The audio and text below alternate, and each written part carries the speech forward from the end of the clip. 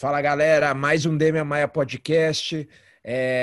Eu falei para vocês no começo que, cara, eu ia evitar fazer coisa relacionada à luta, eu queria fazer coisas diferentes, mas lógico que pô, é uma paixão minha, todo mundo sabe, e escolhi para começar essa parte de luta um cara que é muito amigo meu, ele é jornalista de luta há muitos anos, talvez seja o primeiro, provavelmente o primeiro jornalista brasileiro especializado em luta, começou lá em 92, eu tinha acabado de começar a treinar a luta, né? Eu comecei em 90, ele veio da biologia, aí, né, era biólogo, tal, se formou em biologia, acabou tirando foto de um campeonato de jiu-jitsu, porque também era fotógrafo, acabou se apaixonando por esse meio e viveu todas as fases, não só a fase agora, né, dos últimos anos, o UFC, sucesso, mas ali a luta na raiz, no começo, e que é o meu grande amigo Marcelo Alonso.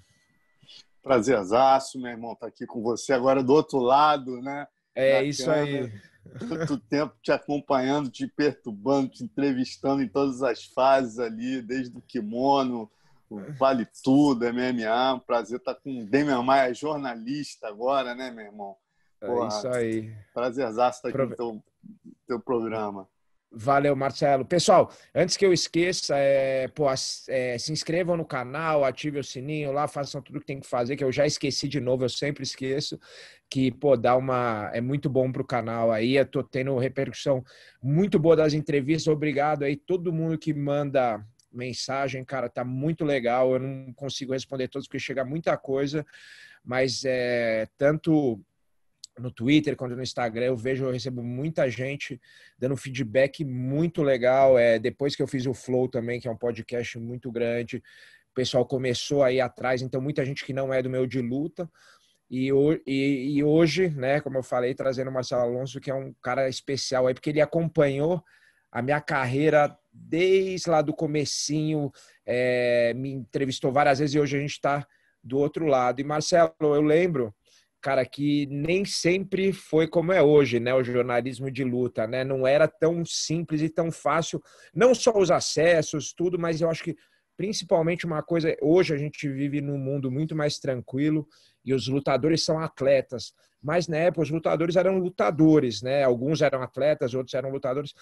E, cara, fazer jornalismo naquela época de luta era um negócio altamente difícil, porque eu quero que você contextualize um pouquinho, até para quem não entende, como é que era o negócio de ameaça. Eu lembro uma vez, vou contar isso rapidamente aqui, eu estava no Yacht Club Jardim Guanabara lutando, se não me engano, em 2000, né? 2000 ou 2001 ou 99, não sei, você vai me corrigir aí. E daqui a pouco uma confusão e o Leonardo Castelo Branco, que é um grande campeão de jiu-jitsu, correndo e segurando um cara e falando, não, ele não vai embora, ele não vai embora. E aí que aconteceu a história. Bom, teve uma agressão ali. Eu vou deixar você contar essa história, Marcelo, para a gente começar. Cara, não realmente esse início, né? Esse início não eram flores. Existe também a questão, né, do analógico e digital, tudo era complexo, né, Demi? A gente Uhum, tinha, por exemplo, hoje o cara começa com jornalismo, ele já tem o celular para gravar, uhum, para fazer entrevista, gravar e fotografar, ele faz o filme, ele faz tudo no celular que está no bolso. Na minha época, para eu viabilizar, poder trabalhar como jornalista de luta, eu tinha que, só havia uma maneira, eu fazer todo o processo. Ou seja, eu tinha uhum, que entrevistar, eu tinha que fotografar, né? Eu tinha que escrever, eu tinha que pegar o gravador, que eu entrevistava todo mundo, e quando eu estivesse batendo a matéria, eu tinha que voltar para frente, para trás, né? Ouvindo todos os depoimentos para colocar ali, forward, rewind, o tempo todo. Né? E eu tinha que fazer todas as químicas de revelação. Eu revelava o negativo, então eram 3 químicas de negativo, isso na minha casa, no banheiro da minha uhum, casa. Depois de revelar o negativo, eu tinha que ampliar as fotos, então eram mais 3 químicas, né? D76, Dectol, revelador, fixador, ácido acético. Minha casa era um... Pô, meu pai foi um parceiraço, né, cara, de aceitar isso. E eu tendo me formado em biologia e trabalhando como microbiologista. Então era uma uhum, loucura, um trabalho brutal. E sem contar, né, Demi, que quando eu comecei, eu não tinha formação jornalística ainda, né? Eu treinava jiu-jitsu e gostava daquilo, fotografava por prazer, comecei a reportar para a Kiai e fazer todo esse processo que eu acabei de narrar para você.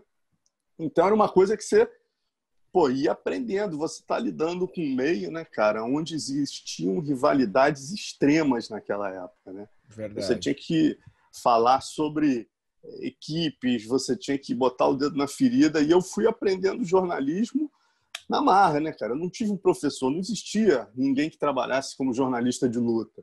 E eu fui realmente no feeling, aprendendo, tateando e sempre tentando buscar o caminho do que eu achava que era o correto, né? Não deixando as coisas descambarem para bagunça. Então, eu criticava mesmo. Quando eu passei a ser editor da Tatame, eu tive que ter uma postura editorial crítica à época dos Pit Pessoal, Boys, né? desculpa, Marcelo, a Kiai e a Tatame eram revistas pioneiras, né? A Tatame até hoje e a Kiai, uma revista pioneira, uma das primeiras revistas do Brasil de luta, que o Marcelo trabalhou nas duas. Né?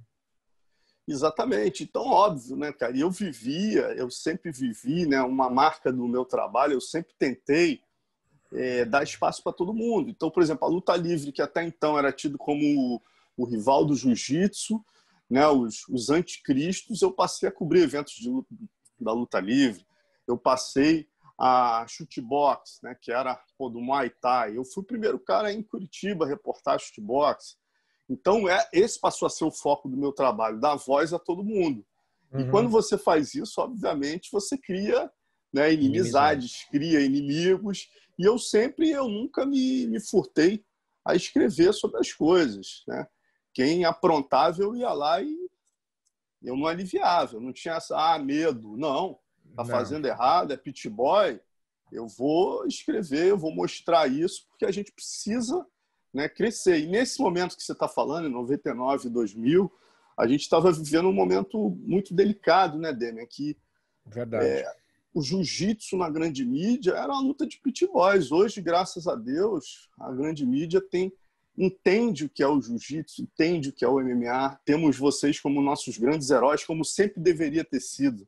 Né? Mas a época que eu comecei fazendo isso, não era assim. Né? Você tem Nessa razão. época eu estava até já fazendo faculdade de jornalismo, mas era uma pressão muito grande. Existiam nomes, né, que eu não preciso citar nomes aqui, mas existiam personagens que não ajudavam, arrumavam briga, batiam em todo mundo, né? E criavam uma coisa muito negativa para o jiu-jitsu. E eu nunca me furtei a escrever sobre isso. E, obviamente, uma hora, né, uma pessoa que eu prefiro nem citar o nome, que não está aqui para se defender, mas mandou um aluno me agredir. Né?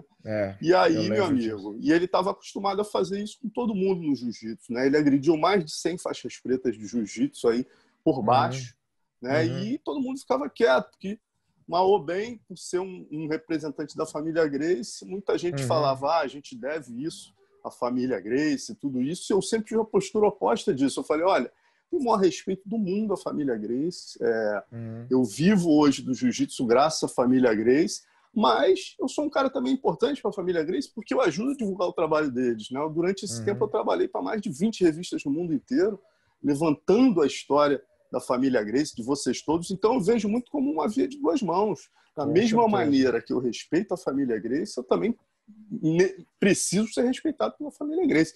E a maior Em prova... qualquer família tem gente legal e gente que dá problema, Exato, né? né, cara? E aí o que aconteceu na época é que meu amigo, o cara estava acostumado a fazer isso e terminar por isso mesmo, como ele fez com todos os faixas pretas que ele agrediu. E comigo não foi assim. Eu fui para os jornais, meti a boca, escrevi editorial na Tatame, o câncer do jiu-jitsu, escrevi para revistas do mundo inteiro, denunciando a agressão, o absurdo que eu tinha sofrido. Graças a Deus, Carson Gracie ficou do meu lado, porque o jiu-jitsu se calou, né? Ali eu entendi um pouco como é que era o meio, porque falei, caramba, cara, tantos Corporativismo, né? amigos que eu tinha, cara, e ali todo mundo se calou naquele momento, né? E, não vou entrar nessa briga, porque o pessoal imagina, eu tô brigando com a família Gracie. E eu não me calei, não, cara. Eu larguei o aço, fui lá para fora, escrevi em todas as revistas que se negavam, falavam, eu só continuo escrevendo para você se você me deixar relatar a agressão que eu sofri. E aí, meu amigo, a coisa fomos até para a justiça, mas em suma, nem gosto muito de falar nesse assunto, porque a pessoa nunca assumiu, né? No final até me pediu desculpas e a gente até terminou ali em bons termos, mas ali eu deixei marcado o seguinte, se fizer, eu vou responder no meu campo, né? Eu não vou responder agredindo de volta porque eu não sou lutador, mas no meu campo eu vou responder. E é o que eu falo hoje para muitos jornalistas, né? Se a gente não tivesse tido essa postura lá atrás, talvez tivesse sido institucionalizado de que o jornalista, quando escreve algo, né, que alguém não gosta, ele pode e deve ser agredido. Então foi uma Não. briga que eu comprei lá atrás que acabou sendo Importantíssima. importante pro andamento da profissão, entendeu? Inclusive os jornalistas da época não me apoiaram, né, que eram ligados à revista Grace. Ninguém levantou um dedo para me defender. Então assim, foi uma briga minha sozinho, entendeu? E graças a Deus, eu acho que eu escolhi o lado certo. No final, hoje em dia, eu tenho uma relação excelente até com irmãos dele e tudo isso. É o que eu falo. Muita gente fala, porra, mas você defende... Não, cara, eu acho que cada cabeça é uma sentença, né? As pessoas têm maneiras diferentes de pensar, porque é irmão, porque é tio, eu não vou mais fazer reportagem com o cara. Não, o erro foi do cara. Lógico. Né? Do mesmo jeito que eles não podem se incomodar com você, porque eles sabem Exatamente. E que hoje em dia tem um uma relação parente boa. errou. Graças a Deus tem uma relação muito boa. Nesse tempo foi só, quer dizer, em 30 anos, né, cara, trabalhando, são 28 anos, vou completar 30 anos em 2022. Em 30 anos trabalhando com isso, eu tive um caso. Ah, foi a Né? única vez essa? Foi a única vez, quer dizer, Ah, você sabe... durante todo esse tempo, eu tive fazendo matérias da Chutebox, estando na Chutebox, na BTT, eu era o único que entrava dos dois lados, da luta Que livre não e era jiu-jitsu. brincadeira, né, Marcelo? Não Para era quem não sabe, a brincadeira. Chutebox Assim, e a BTT era a maior rivalidade que existia no Brasil. Era a academia, a Chutebox em Curitiba e a BTT no Rio de Janeiro de Jiu-Jitsu. A Chutebox Muay Thai, mas também tinha o Jiu-Jitsu deles. Existia uma rivalidade muito grande entre os atletas e você conseguia transitar, não sei como, nas duas equipes, né? eu acho que foi muito isso, Demer, de eu nunca comprar uma bandeira só, entendeu? Nunca chegar e, apesar de estar próximo, né, naquele momento, eu vejo muitos jornalistas falando, que leram meu livro, falando, pô, mas o Alonso dormia no quarto do cara, o Alonso ia cobrir, ia pro Pride e ficava na equipe. Cara, era a única maneira. Não existia patrocínio nessa época. Né? Você pegar, fizeram um paralelo com o Primo Rico, que era o surf, que estava há 15 anos na nossa frente. Eles estavam começando a cobrir eventos no Havaí em 80 e pouco, 90. Saíam as primeiras matérias de cobertura no Havaí. A gente, na Tatame e na Grace, estava começando a fazer cobertura internacional. É óbvio, de maneira mambembe, a gente tinha um patrocínio aqui, um ali. Era dinheiro do meu bolso. O Luca Tala ia com um apoio dos caras da o academia Luca da Grace dele. Magazine, né?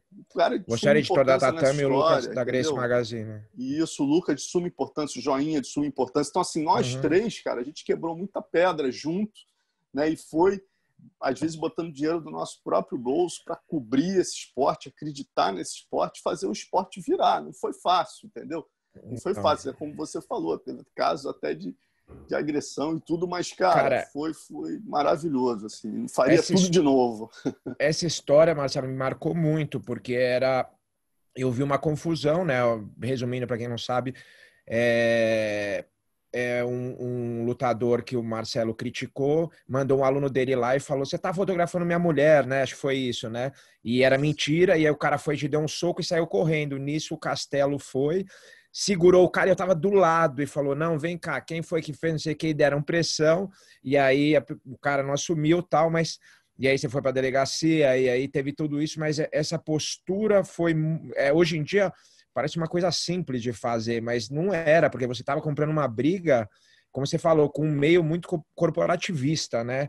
E que poderia até atrapalhar a sua carreira, mas você teve coragem ali de fazer o que tinha que ser feito, né? Eu acho que muito importante nesse caso aí, eu tenho que falar, cara, foi o Carson Gracie, né? Carson Gracie, que sempre foi um grande amigo e foi a voz, mas foi talvez o Gracie mais importante da história, o cara que depois que o Hélio perdeu do Valdemar Santana, né? Para quem não conhece a história, O Carson, depois que o Hélio Gracie perdeu do Valdemar Santana, o sobrinho dele mais novo, o Carson, em 1955, desafiou o Valdemar Santana, mesmo sendo amigo de academia ali do Valdemar, desafiou, venceu o Valdemar e passou a ser o Gracie que defendeu o nome da família por 16 anos. Depois foi o Gracie que montou a maior equipe de vale tudo de jiu-jitsu, né? do mundo. E ele, de certa maneira, né, Damian, ele acabou abrindo jiu-jitsu para as comunidades mais carentes, em suma. Ele realmente popularizou e fez que houvesse competição no jiu-jitsu, propiciou que o jiu-jitsu crescesse. Verdade, porque o jiu-jitsu era muito elitizado, né, Marcelo? E o Carson é um cara que trouxe muita gente que não tinha dinheiro. Exato, e nesse caso especificamente, cara, eu vou te falar que não seria fácil se eu não tivesse tido o apoio dele, né, até continuar fazendo o que eu queria, né? Porque por mais que eu quisesse, se eu chegasse no campeonato e toda a família Gracie ficasse contra mim, eu não poderia cobrir jiu-jitsu, né? Eu seria meio que extirpado do meio, apesar de eu ser muito respeitado na luta livre, no Muay Thai, em outras modalidades, o jiu-jitsu era a modalidade dominante. Então, se eu não tivesse tido esse suporte do Carson Gracie, que ficou do meu lado, né, contra, poxa, boa parte ali, o lado da família, né, que esse cara pertencia, eu realmente teria tido dificuldade de enfrentar isso, né? E ele foi um cara muito importante que, o Carson me adorava, né, cara? Então tem cenas antológicas assim, de eu estar com ele assim, cara, um ano depois já tinha até, não é esquecido, mas já tinha, digamos, virado essa página, seguido a minha carreira, o cara seguindo o caminho dele, não desejando mal pro cara, querendo que o cara até se encontrasse. Eu sempre falava para esse cara o seguinte: meu irmão, você tem potencial para ser um novo Rickson, cara. Você está sempre ligado em confusão, isso não é bom. E ele me ouvia, até esse momento da agressão, ele me ouvia. E depois disso, graças a Deus, ele se encontrou, foi para o Pride, encontrou lá o caminho dele, conseguiu mostrar o potencial dele, entendeu? E sair dessa coisa de ser só um cara ligado à confusão, briga de rua. Então, graças a Deus, ele seguiu o caminho e conseguiu aí encontrar ainda o valor dele, né, cara? E o Carson foi um cara muito importante nessa história aí para me dar o suporte. Você sabe que agora eu tô lembrando, cara, o jiu-jitsu era tão marginalizado na época, que eu lembro que quando eu conheci minha esposa, eu falei para ela que eu trabalhava com esporte, eu não falava que eu dava aula de jiu-jitsu, nada, para a família dela, a gente tinha vergonha, né, de falar. E eu lembro duas histórias rápidas aqui, que eu lembro. Uma, eu morava com o Tererê, que foi um dos maiores campeões de jiu-jitsu de todos os tempos. E ele, cara, e tinha muita rivalidade de equipe. A gente treinava tudo numa academia chamada Única. Não sei se você sabe dessa história. E ele era muito amigo do Ryan. E aí os dois ficaram...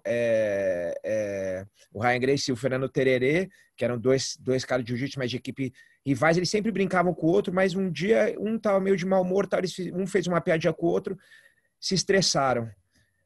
E aí, cara, tinha um amigo lá, um cara em comum, falou: Tererê, eu vou te levar em casa porque o Ryan vai te bater, vai te juntar, tá com os alunos aí. Levou, e os caras seguiram eles de carro. Olha o nível do negócio.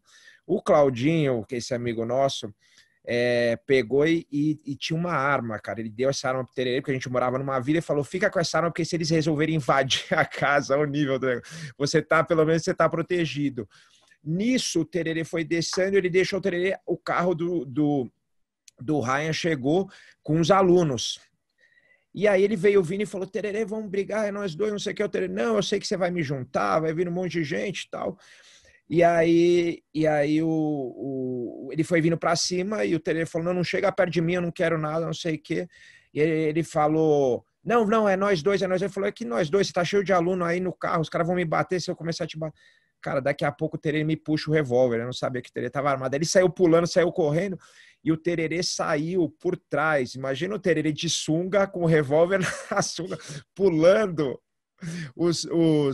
as casas, quebrou. Eu morava na edícula de trás da casa, que eu alugava deles, quebrou todo o telhado da edícula e tal, e foi parar num posto de gasolina, ali perto onde a gente morava.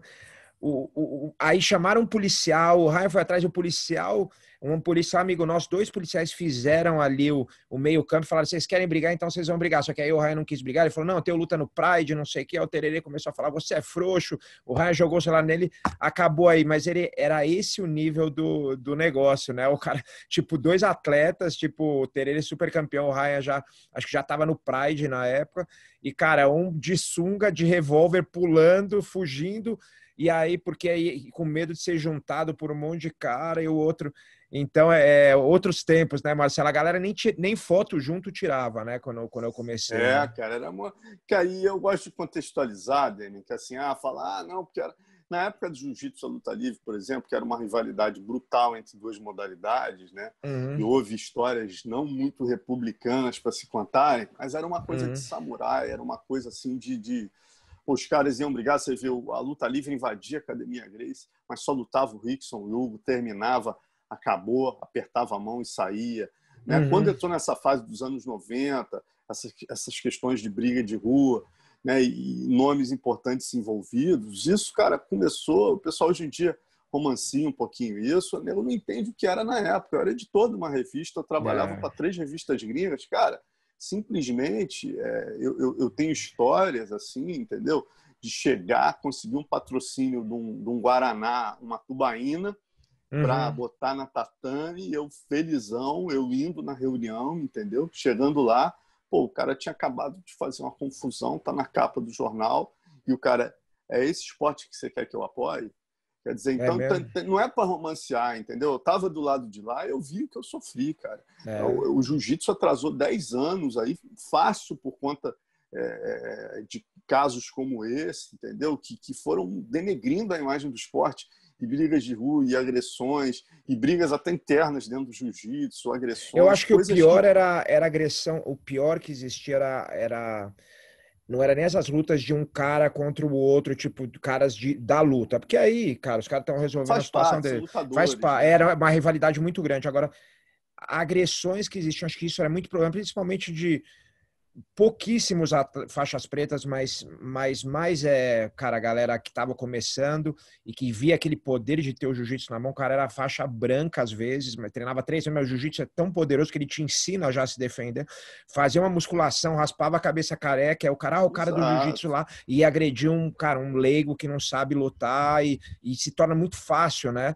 E aí, isso eu acho que foi o pior de tudo. Porque, cara, o lutador com lutador, pelo menos os dois sabem lutar, né? Então você não tá Marcou cometendo mano uma a mano, como a covardia, luta né? livre, como eu É. falei, como a luta livre fez com o jiu-jitsu nos anos 80, tem várias histórias, você fala, pô, o Alonso fica contando isso no canal dele. Cara, eu tenho o maior orgulho dessa história.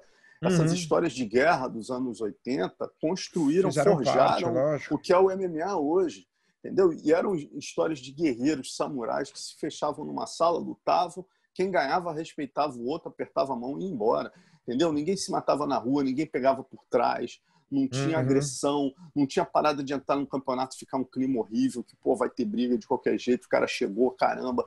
Cara, era um clima horrível. Então não é romancear. Eu vejo muita gente aí, hoje em dia, porra, endeusando e tal. Pô, gente, o esporte andou no mínimo 10 anos para trás por conta de atitudes como essa, entendeu? Então não Uhum. é endeusar, é tentar entender o contexto. Vai ouvir quem viveu na época, entendeu? E vai entender quem foi quem, antes de endeusar, entendeu? Certos tipos de atitudes. A gente tem que entender a história do esporte e sempre contextualizar. É fácil, Uhum. é que nem eu falo, né? Tem gente que chega lá, olha, vou ver quem foi o Rickson Gracie. Aí o cara vai lá no Sherdog e fala, calma aí, pô, esse cara que dizem que é o herói do jiu-jitsu fez essas lutinhas aqui, com esses japinhas aqui, estão brincando. Aí o cara simplesmente, pelo Sherdog, ele passa a julgar o Rickson Gracie pelo Sherdog, ele não sabe a história que o Rickson construiu, que é exatamente Exatamente. oposta a esse personagem que a gente está falando.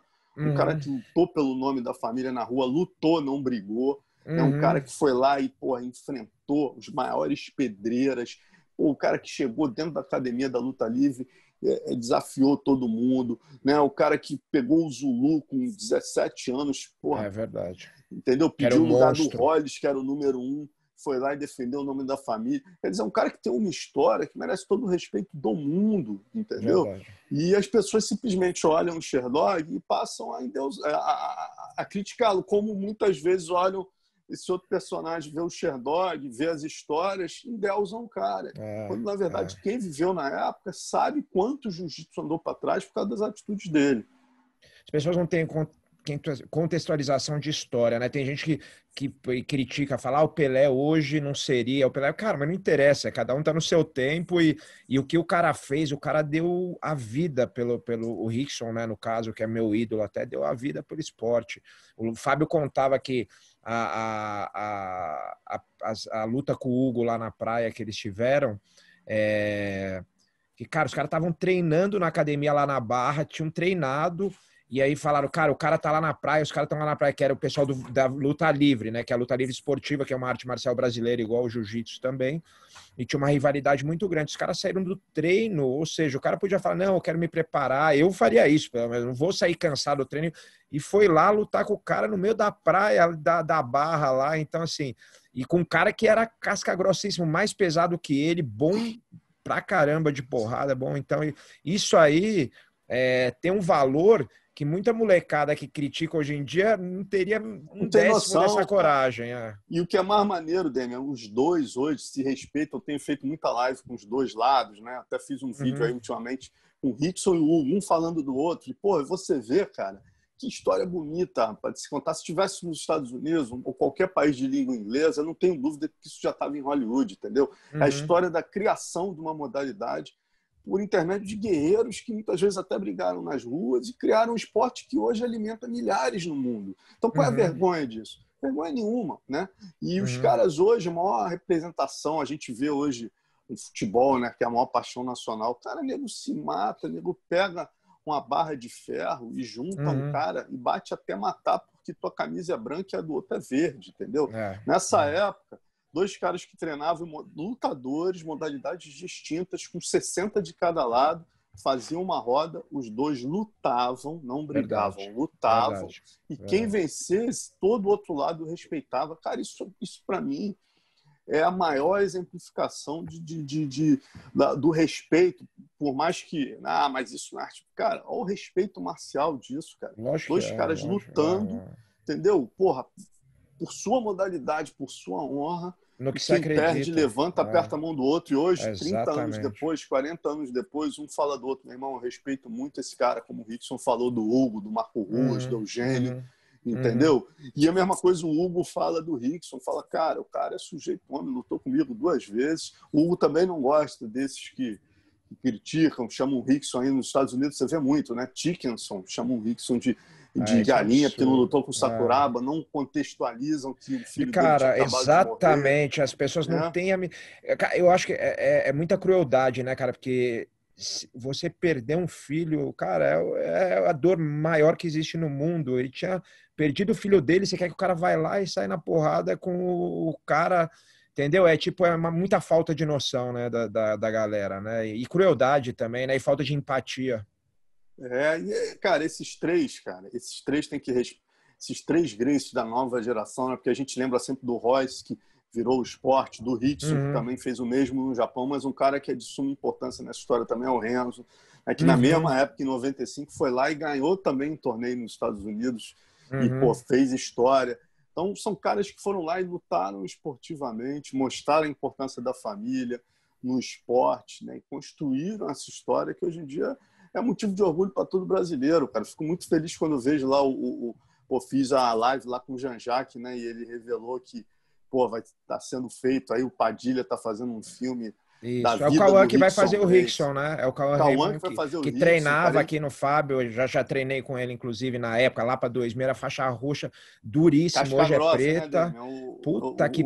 Cara, eu lembro que ele chegou, o Fábio o Ará que me contou, falou, cara, ele era muito duro, Cauã. Cara, de faixa roxa, e eu era faixa roxa, gente, tinha sido campeão mundial, tudo, era um faixa roxa duríssimo, tinha acabado de ser campeão mundial, o Cauã veio, ele tava morando em Nova York, trabalhando de modelo, antes de ser ator ainda, ele veio, acho que 2 vezes pra academia. Cara, o Fábio falou, vai com o garoto. Ele falou, o moleque modelão ali e tal, tranquilo, né? Mano, que sanhaço era, cara. O moleque era duro pra caramba, o Cauã. E eu lembro disso até hoje. O moleque ele vivia isso, né? Ele vivia isso. Maneiríssimo. Quem me falou isso foi até o Ará, cara. O Ará tava ali... Eu tava pensando com o Ará esses dias, ele falando, rapaz, 2 caras que me impressionavam. Um era o Cauã, né? E outro que ele falou que, em termos de evolução repentina, foi a maior que mais ficou impressionado foi o Fernando Tererê, que ele viu chegar, né, da favela ali, ganhando o kimoninho de faixa branca. De repente, pô, quando pegou a azul, a roxa, já estava passando a guarda dos principais faixas pretas ali, tocando terror. O Tererê é impressionante. Eu tive a oportunidade de ser também, aprender muito com ele, porque ele era um dos professores da academia do Fábio Gurgel, que era meu professor, então ele era um professor e a gente teve a oportunidade também de dividir casa, eu, ele e o Xandão, outro amigo nosso. A gente tinha um tatame na sala que a gente dava aula ali, então, puta, era um cara, é um cara, né, que eu tenho um carinho muito grande. Ô Marcelo, você sabe agora... Você falou do Carson, o Carson tem várias histórias, você tem várias histórias com ele. Eu lembro do Carson, eu fiz uma seletiva para o ADCC, que é para quem não sabe, é o Mundial de Jiu-Jitsu sem kimono. Em 2000, era faixa roxa ainda, e eu lembro que não tinha, era meio que convidado, tal. O Fábio falou, consegui uma vaga aqui, os caras me deram um convite aqui, os convidados, era só convidado a seletiva, né? Aqui, mas, cara, eu tinha 80 quilos, vai ali, acima de 99. Eu era faixa roxa, era só faixa preta. Aí eu lembro que a minha primeira luta foi com um cara chamado Sargento. Não sei se você lembra desse cara, lógico, pô, Sargento era pô, um dos queridos lá do Carson, da terceira geração ali, né? Mais novo. E ele era forte pra caramba, tal, e duro. Muito. Aí a gente saiu na porrada, mas eu tava muito no apetite. Como eu falei, tinha ganho o Mundial de faixa roxa, tava querendo, o Abu Dhabi era meu sonho, né? O ADCC. E aí eu indo pra cima, e o Carson sentado, gritando pra ele, e o Rodrigo Comprido, campeão mundial absoluto, gritando pra mim, né? Cada um de corner pra um ali, no tatame da ABB Lagoa, lá no Rio, na Lagoa. E aí eu saí na porrada, e o Carson gritando pro aluno, e o Rodrigo gritando pra mim, e o Carson gritando pro aluno. Aí daqui a pouco eu saio trombando, empurrei o cara pra fora. Aí saiu trombando, e o Carson querendo que ele viesse pra cima, que ele era bem maior que eu, né? Cara, uma hora o Carson se irritou, eu fui empurrando ele para fora, trombando, quase caí em cima do Carson. O Carson falou assim, pega logo isso aí tá frouxo pra caramba, pega logo esse cara aí. Falando do próprio aluno, eu falei, caralho, esse Carson é uma figura mesmo, né? Ele era isso mesmo, cara. Ele ficava...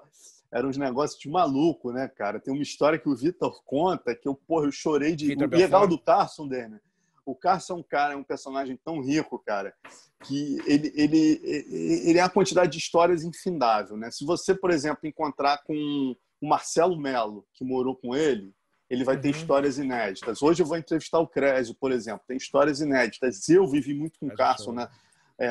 Ficava nos quartos com ele, que ele fugia dos alunos. O Carson era tão figura, cara, que ele ia para os eventos. Aí, por exemplo, tinha uns alunos, ele amava todos os alunos, mas tinha uns que ele batia de frente, ele não aguentava, chamava de muito poderosos, né? Que eu vou te dar 3 nomes: Alama, Animal e Valide. Esses 3, ele não conseguia ficar no mesmo quarto, que ele acabava brigando, né? Então ele não tinha uma relação boa. Então, quando esses caras viajavam com ele e iam lutar, e se eu estivesse lá, eu sempre ia para um hotel mais barato, que eu bancava do meu bolso e tal. Os caras ficavam tipo no Otto, no Hilton, né? E eu ficava no Super 6, Super 8 ali, mais pangaré, mais próximo. Cara, quantas vezes aconteceu do Carson chegar, onde é que tu tá? Eu tô, bicho, eu vou ficar contigo lá que eu não aguento esse poderoso. Aí, entendeu? Aí ele, o Alan não dá, ficou ouvindo pagode dentro do quarto. Cara, ele saía do hotel 5 estrelas, ia ficar comigo no hotel de meia estrela, entendeu? E a simplicidade dele era essa mesmo. Ele não tinha essa coisa de luxo. E ele, muitas vezes, essa sinceridade dele fazia ele ficar contra o aluno. O Vitor me contou uma para mim inédita, que eu não sabia. Belfort. O Vitor Belfort. O Vitor falou, cara, que ele, uma vez o Vitor foi fazer na época, né, que o nome do Carson ainda não era conhecido, chegavam os caras grandões para fazer desafios. Aí chegou na academia do Carson, na hora do almoço, um segurança lá, gigantão wrestler, que o Carson tinha desafiado, passando ali numa porta de uma boate. Já nos Estados Unidos, isso, aqui no Brasil. Em Los Angeles, em West Hollywood. Em fazer o teste que o senhor falou. E o Vitor tinha acabado de almoçar, falou, Carson, acabei de almoçar, mandei ele voltar depois. O Carson, não, vomita essa porra. Se passarem a mão na bunda da tua mulher, tu vai dizer, para passar depois? O Vitor me contou essa história, cara. Ele foi no banheiro, enfiou o dedo na garganta e vomitou, né? Para poder lutar com o cara. Mas aí o que é engraçado é o que vem depois disso. O Carson. Aí esse cara, o Vitor, pela primeira vez, teve que não usar sua técnica, teve que bater um pouco. Tempos depois, o Vitor vira campeão do UFC, o cara percebe e processa o Carson e o Vitor. Aí eles foram para a corte, foram para o tribunal, né? E o Vitor, muito sacana, sabendo que o Carson, porra, tinha um medo danado de ser preso, né? O Carson era todo certinho. Estados Unidos é todo o processo, né, cara? É impressionante. Exato. Aí o Vitor chega pro Carson e fala assim, Carson, ó, você sabe que aqui os caras vão presos, vão de laranja, orange. Ele, ó, por que eles foram para a corte? Porque o Carson não achou o papel que o cara tinha assinado antes de fazer o desafio. Aí o cara processou, eles tiveram que ir para a corte. Chegou na corte, cara, o Carson achou, o Vitor começou a botar pilha junto com a Una, que era a tradutora, que o Carson ia ser deportado, que ele era o culpado de tudo. O Carson maluco, cara, olha que figura. Achou que era verdade. Aí o que o Carson falou para ele? Ó, Vitor, eu tô vendo, porra, eu tô achando que tu tá pegando a Una aí, eu tô vendo que eu não posso contar com vocês estão mancomunados, né? Cara, chegou na hora do tribunal, ele entrou na paranoia de que a Una não estava traduzindo, pegou o dicionário, aí falou ele assim, falava inglês, né? Olhou pro juiz, aí apontou pro Vitor, falou, ó, killer, assassin, orange, here, orange. É mole, cara. Aí o Vitor e a Una começaram a rir, cara, quando eles viram o juiz estava rindo, cara. Você consegue imaginar um juiz impoluto lá daquelas cortes americanas? O Carson era tão figura que ele era capaz de tirar uma gargalhada do juiz dentro da corte. E isso aconteceu de verdade. Quando o Vitor me contou essa história, eu falei, cara, isso é tão Carson Gracie. Tem gente que não conhece, vai falar, mentira, não é possível. Mas você conhecendo o Carson, não, é 100% verdade.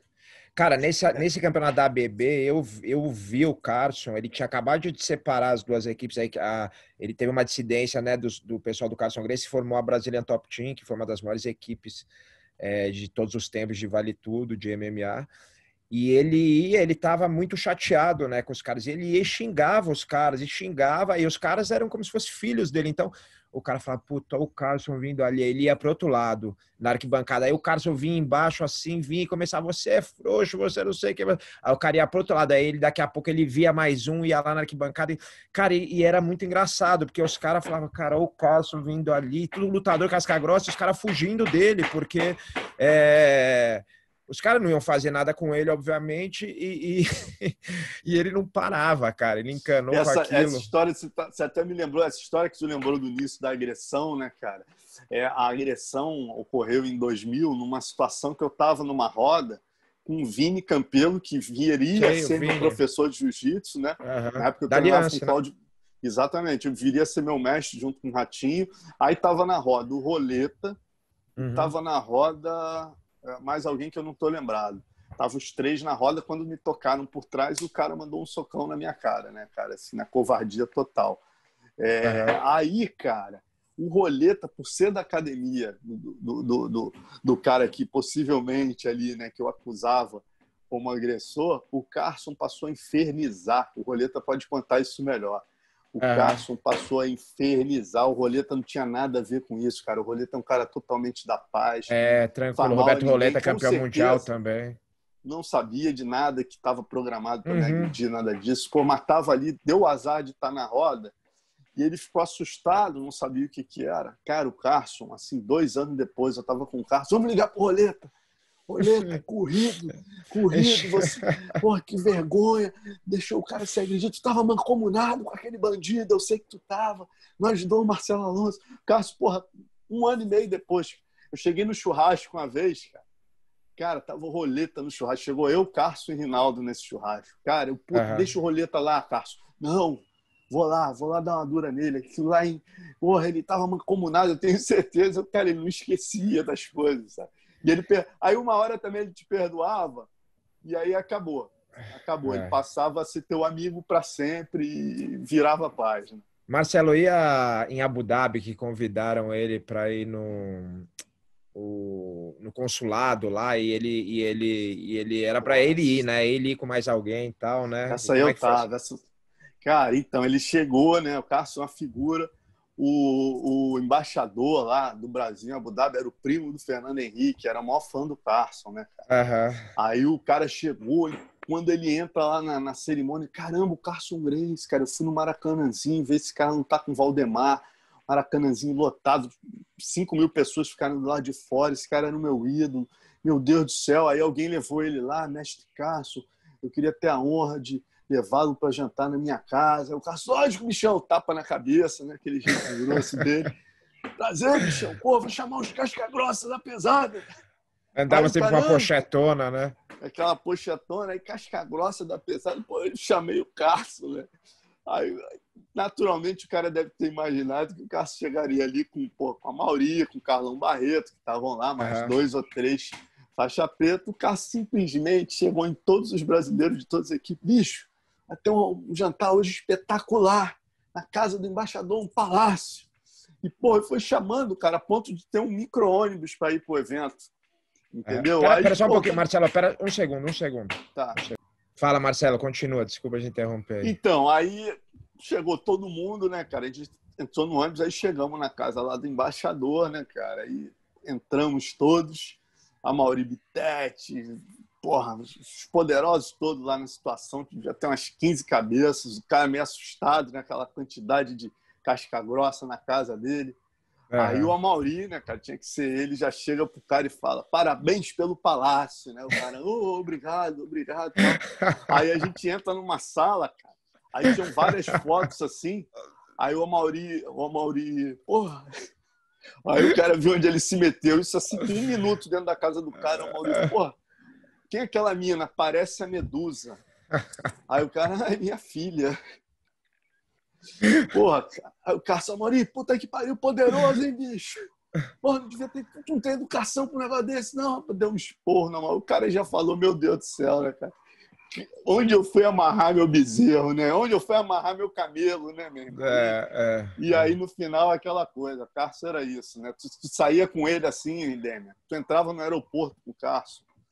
Em 10 minutos andando com ele, tu chorava de rir 5 vezes, assim, entendeu? Era as coisas assim mais improváveis você falar, mas não pode, pô, uma situação assim, esses 100 metros não podem ter tantas histórias em 100 Render metros. tanto. Com ele tem, entendeu? Vai chegar ali na hora de entregar o passaporte, speak Spanish, aí vai falar uma merda com a mulher, tu vai chorar de rir. Quando você vê, cara, voltava na viagem com o Carlos, tinha um livro escrito só de história engraçada. Você sabe, a gente estava falando da época do jiu-jitsu, né? Foi no começo dos anos 90 que teve um Mamelu que eu ainda treinava Kung Fu, na época nem treinava jiu-jitsu, e que o Carson discordou lá, que o Carson era um cara, né, altamente competitivo, né? E ele apostava nos alunos e tal, e aí ele discordou de uma decisão lá e mandou todos os alunos entrarem, olha isso, nos tatames e parar a competição, né? Tipo assim, ó, parou, acabou a competição, né? Não foi assim? Foi assim, cara. Eu até digo, eu fiz um editorial quando ele faleceu em 2006, cara. Eu fiz um especial na Tatame, né, sobre ele, uma revista inteira sobre o Carson, por eu ter tido, né, eu brinquei no final, termino as 4 páginas Museu Carson Grace, que é só com recortes, coisas que ele escreveu para mim, as camisas que ele ia fazer, a gente ia viajar. Ele estava com raiva de alguém, ele sempre tinha uma camisa na cabeça. Ele estava com raiva do Royler, ele estava pensando em fazer uma camisa do Royler. Aí ele ia no guardanapo escrevendo.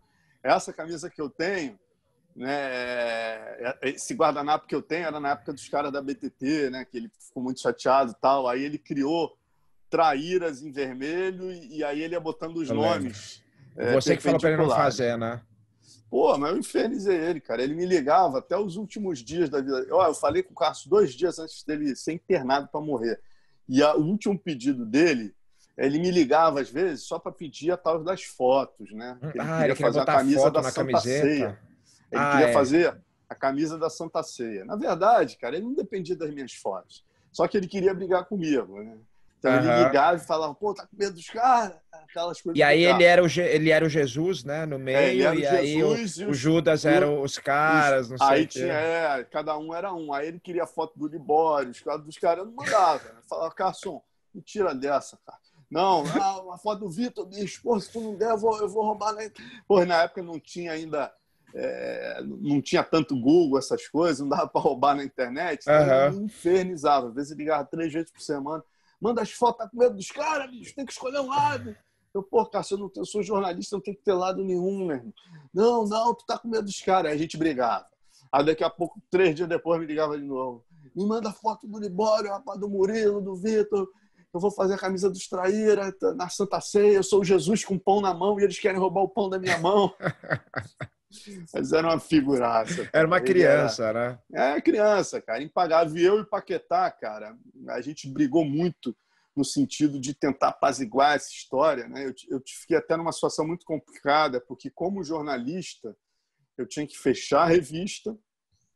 O Cássio tinha acabado de expulsar os caras, digamos, o meu deadline era 31, eu tinha que fechar a revista dia 30. Oswaldo Paquetá, que era o melhor amigo do Cássio, talvez, e o cara que filmava todos os campeonatos nossos que a gente estava lutando, ele estava filmando tudo que é luta, que tinha um acervo gigante, não sei onde era. Gigante, e foi parar isso. Mas aí eu tinha que pressionar os caras para mim. Olha a situação, cara. Eu que estava ali no meio do negócio, eu e o Paquetá tentando fazer o meio de campo para acalmar o Cássio. Eu falo, cara, entenda os caras, você está morando nos Estados Unidos, cara. Porra, os caras estão tentando... Eles te amam, cara. Porra, por favor. Não, Traíra, se estuprasse tua mãe, tu ia perdoar. Aquelas coisas do Cássio, entendeu? Não tinha diálogo. Meio termo. E, ao mesmo tempo, como jornalista, olha a minha situação. Eu tinha que fechar a Tatame, editor da Tatame, e eu tinha que pegar a declaração dos caras. Porque o Cássio tinha acabado de expulsar na revista anterior, estava fechando a próxima, e eu precisava da declaração dos caras. Então, os caras querendo adiar, eu louco para eles adiarem, eu, pessoa física, né, cara, querendo muito que os caras nem tocassem mais nesse assunto, tentassem apaziguar, mas como jornalista eu tinha que pedir uma posição deles. E aí, cara, eu lembro do Libório chorando, me dando a carta, assim, sabe? Tipo, porra, cara, eu não queria, mas a gente vai ter que se posicionar. E eles deram a carta, né, dizendo que tinham sido expulsos, não queriam estar com o Carson até o final, mas que, diante da expulsão do Carson, eles iam seguir o caminho deles, né? Mas, assim, um momento bem triste, porque você vê que todos os lados queriam chegar a um acordo, né? E o Cássio tinha lá as razões dele também, não estou dizendo que o Cássio não tinha as razões dele, mas cara, era difícil situação. Mas eu te perguntei da Copa Mameluque, dessa Copa que eles invadiram. Perdão, desculpa, cara, eu viajei aqui nessa história. Não, foi bom que eu fiquei ouvindo aqui a história, mas eu não me perdi, porque tem gente que vai ficar curiosa. Mas eu também me perdi, desculpa. Quando o Carson faleceu, eu fiz esse especial na Tatame sobre ele, né? Aí botei esses guardanapos todos, camisas, porra, a fita que ele me deu com as músicas francesas no final, e o editorial eu abri, eu falei, cara, como é que eu posso homenagear o Carson, definindo o Carson Grace? Aí eu tive esse estalo, né, cara? Eu tinha que fazer, 24 horas eu tive essa ideia, eu falei, a melhor maneira de eu homenagear o Carson é eu contando a história de como o conheci nesse campeonato Mameluque. Né? Eu falei que eu cheguei para cobrir meu primeiro grande campeonato de jiu-jitsu, Mameluque, em 93. Até então eu tinha fotografado o Renzo Invalide, muita Copa Atlântico Sul, mas esse era o primeiro grande, né?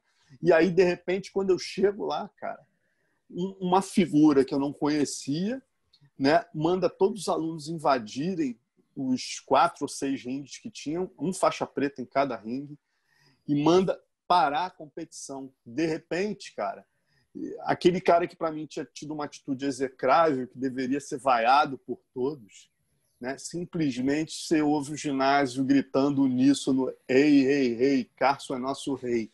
Eu falei, cara, eu realmente não consegui entender onde eu estava me metendo, que esporte era aquele, mas o que eu posso te dizer é que nos 20 anos subsequentes eu passei a ser um desses caras que gritaria Carson é nosso rei, exatamente por tudo que ele representou para o esporte, né?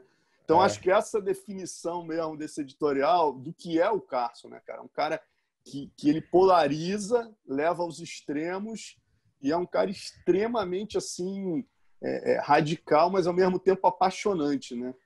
A importância dele, eu acho, Marcelo, ele abriu o jiu-jitsu, né? Porque o jiu-jitsu até os anos 60, sei lá, até ele começar a academia dele, ele era muito elitizado ali, né? Ele era ensinado principalmente, tinha o jiu-jitsu no subúrbio do Rio também, a linhagem Fada, mas se concentrava muito ali na Academia Gracie, no centro do Rio de Janeiro, que só existiam lá particulares, e o Carson começou a fazer aula coletiva e trazer gente, dava muita bolsa, ele não cobrava um monte de gente e tal. Então, ele foi um cara que, tanto que nos anos 80, se não me engano, anos 90, eles ganhavam todas, de faixa azul a faixa preta, eles ganhavam todas as categorias, né, nas competições, né? A Sem academia dele, né? dúvida, cara. E o grande mérito dele essa revista, né, em homenagem a ele, eu dividi em três. O lutador, o professor, né? Uhum, E também a parte cômica e o legado, uhum. né?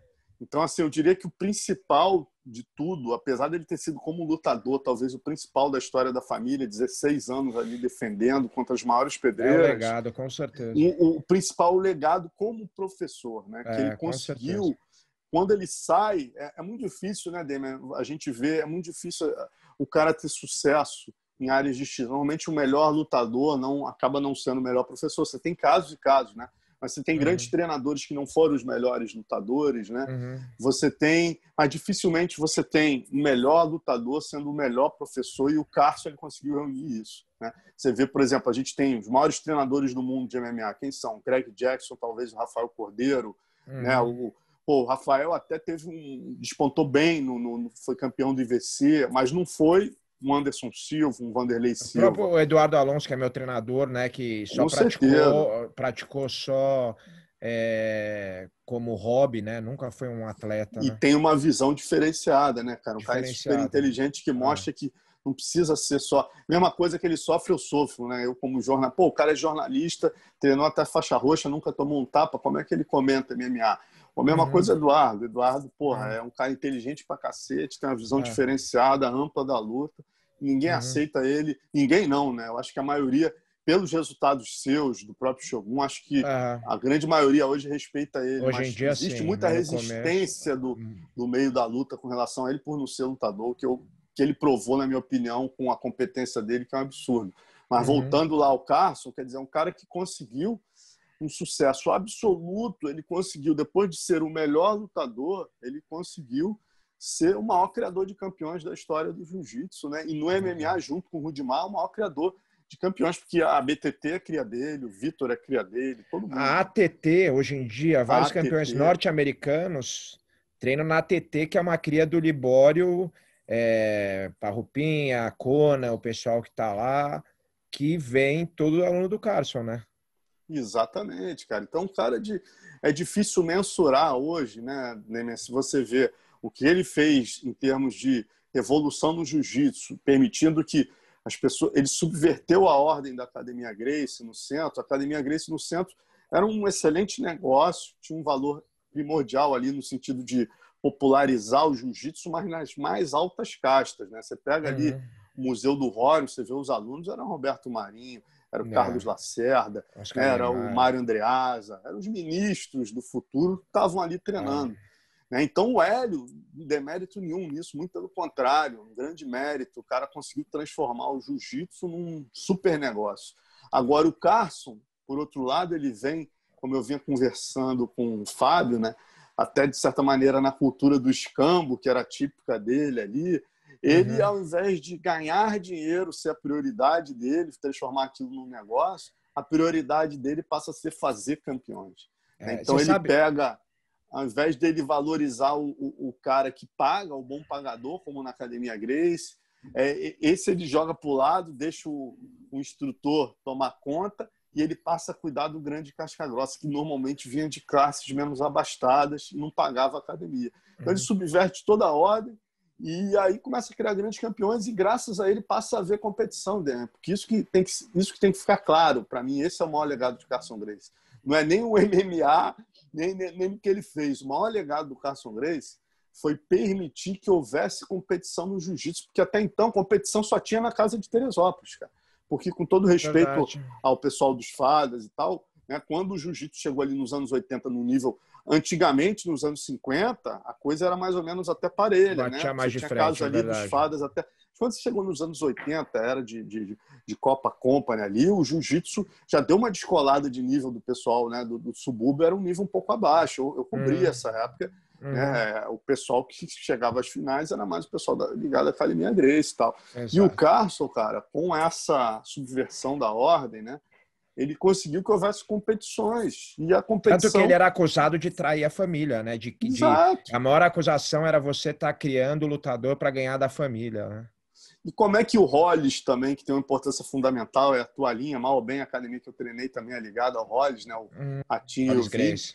O Hollis Gracie, irmão do Carson, de certa maneira, quando ele sai da academia Gracie, cada um passa a dar aula no andar, ali criam-se duas linhas principais do jiu-jitsu. A escola Carson Gracie Até e a hoje. escola Aliança Barra Gracie, que É sai do verdade. Hollis, né? Sai, porque Então eles você... davam aula de segunda, quarta e sexta, se não me engano, era o Hollis, terça, quinta e sábado era o Carlos. Não tinha treino todo Exatamente. dia, né? Era um treino 3 vezes por Exato, semana, era exato. muito profissional ainda, né? Exato. Então, quer dizer, você vê, a partir desse movimento do Carson saída da academia e o Hollis vindo na sequência depois, que surge o jiu-jitsu que a gente conhece hoje.